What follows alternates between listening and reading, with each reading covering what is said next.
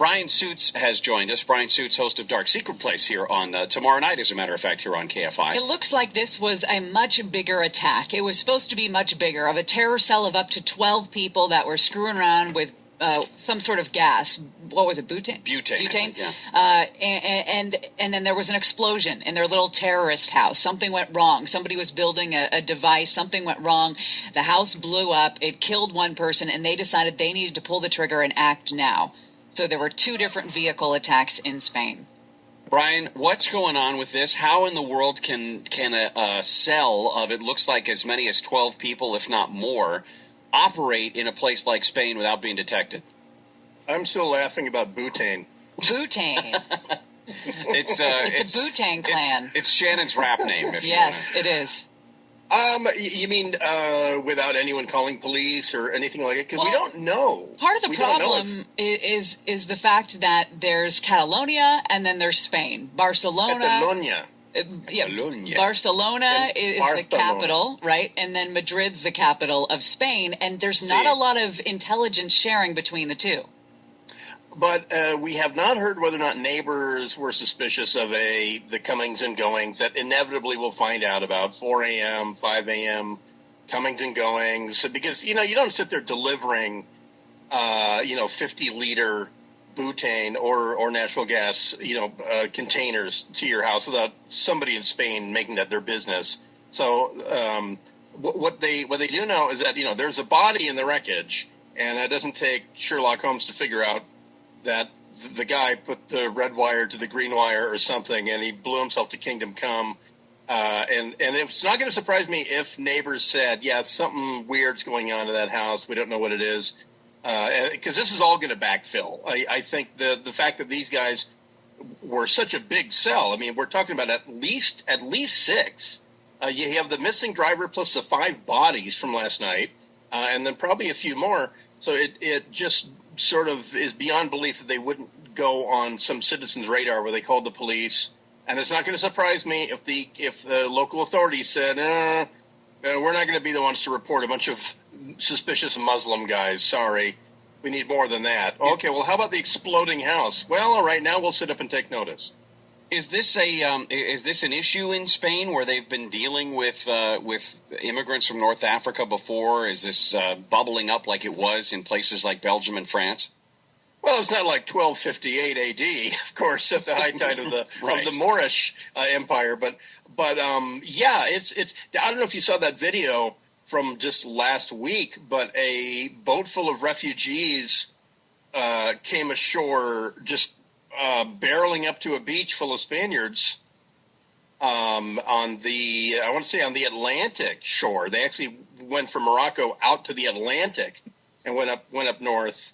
But yeah, it has definitely been. Spain doesn't have all of the generous freebies that, Germany is Oz. Everyone wants to get to Germany because they just wave the wand and you have political asylum and all that. Spain is still climbing out of the recession. That 2008 hit Spain really hard, and they have not been in the mood to generously give crap away. But yeah, there has been an influx of North African refugees, and so they're and Spain is very politically correct, and you're not supposed to complain. You're not supposed to say they're affecting your culture or whatever. Yeah, I mean, why bring? I know they bring in a lot of North Africans for the labor, but why not bring in people from elsewhere in Spain? Is there some sort of political reason for that? Wait, I didn't. You dropped out. What was the middle part? Why bring in the North Africans for labor if there's a terrorism concern when you could bring in people from other parts of Spain? Or is there a political reason why they do that in Catalonia? Well, a big part of it is that a lot of Spaniards will not do the work that a lot of immigrants will do for very, very cheap. I mean, it's kind of like here. So they go where the work is. And so there has not, ever since 2004, the Madrid train bombing, that there has been a lot of suspicion heaped on the immigrant community, specifically the Muslim immigrant community, and so they've been very much under the radar. Spain has not been a very friendly place to Muslim immigrants. The Spaniards are very. There's no gray area with the Spaniards when it comes to this kind of thing with Spanish police. There's no. You don't get to call your lawyer. There's no Miranda rights. There's none of that crap. And they basically inform young men that wouldn't it be a lot more fun to go to France? And so that's the one thing that makes me think that maybe these guys were on the radar of neighbors, and that we're going to find out that neighbors have been complaining about, hey, these guys smell to high heaven. They are not assimilating. They don't speak a word of Spanish.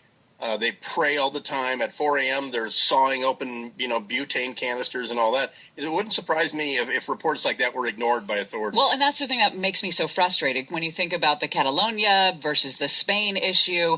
And in Madrid, in Spain, they put several different blockades in place, K-rails or whatever they've got there to prevent things like this from happening in their pedestrian areas. And then Catalonia says, oh, yeah, they do that in Spain. We're not going to do that here. We're not going to do that in Barcelona. It seems like that could have been an easier, a better fix. I bet so. I mean, I was there for the 92 Summer Olympics for K-Rock, and it was wide open. The city was wide open, even though supposedly there was this huge, anti-terror presence. I didn't see it, and I was looking for it. The last time I went there, there was a little more, but I think you've been there more recently than me, and it's still Barcelona. People of Barcelona walk everywhere. They take a scooter. They don't even start eating and drinking until 11 p.m. The city is wide open, and I think they would really object to the nature of the city changing by putting up, bollards or barriers to stop trucks from driving down sidewalks. Keep in mind, the Basque separatists, they targeted the Spaniards. They targeted Madrid. They left Catalonia out of the fight for 40 years. They were not blowing up Barcelona, and they weren't killing cops in Barcelona. They were doing it in Spanish Spain, in Madrid. And so the Barcelonans, they have not. This is the first time they've seen this kind of thing. So they're having that debate. Do we shut down these most popular places? And they're not going to. They don't have to shut them down, but I think putting in a couple of K-rails there, separating the pedestrian area from the street, wouldn't be that much of a given to terrorists.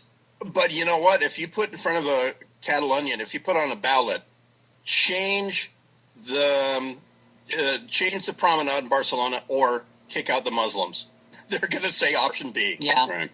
One of the other things that happened last night was a few hours after the attack in Barcelona, there was another attack in a seaside resort town of Cambrils where 5 guys had piled into an Audi and tried to replicate the attack, it looked like, in Barcelona. Those guys are all gone now, thanks to the work, it looks like, of one specific policewoman who shot at least 4 of the guys and killed them on the scene because they flipped their car after hitting a couple of people, getting out of the car and trying to stab some people. She mowed these guys down, it looks like.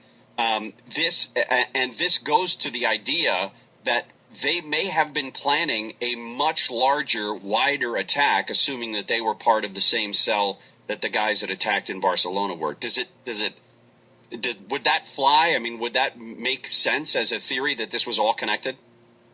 And bueno fuego to the pistolero chica, by the way. Seriously, what a badass.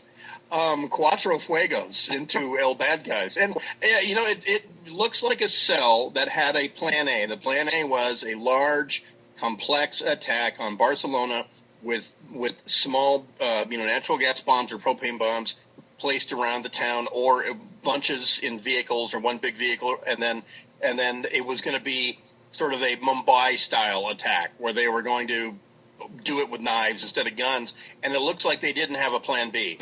Plan A blew up on Wednesday night, and they said, screw it, just go hit people with a truck, and then we'll put on fake suicide bombs. And because that worked out so well for those guys in London, right? And so they put on the fake suicide bombs.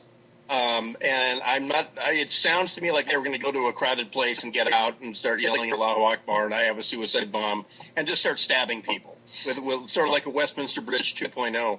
Well, the Spanish police went out very aggressively after the attacks last night. They chased down leads on every name they had, from the house that blew up to the guy that rented the car.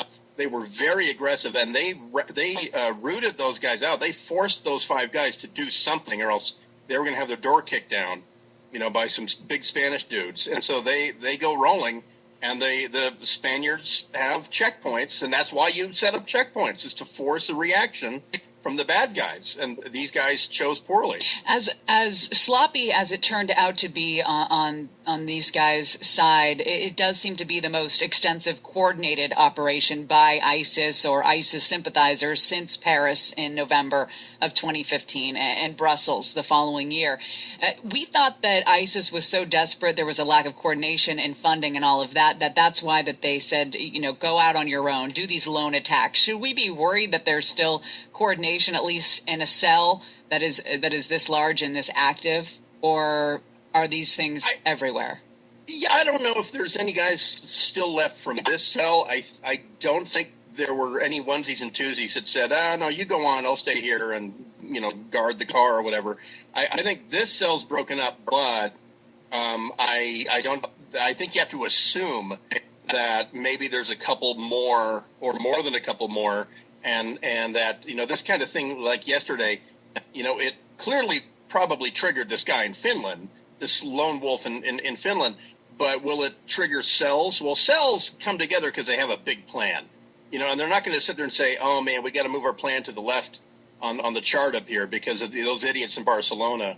But but definitely the Spaniards are going to have their guard up far more than before, because you have to assume that that's a possibility, that a cell says, you know what, they're going to find us now. We got to move on this now before they get close to us. So it's a dicey period, probably for the next month. So in Barcelona, throughout Spain, and now obviously throughout Europe, they are still looking for the 18-year-old Moroccan that they believe was the driver of the van originally in Las Ramblas, and then a 24, 22, and 18-year-old, these 4 guys still on the run that they're looking for.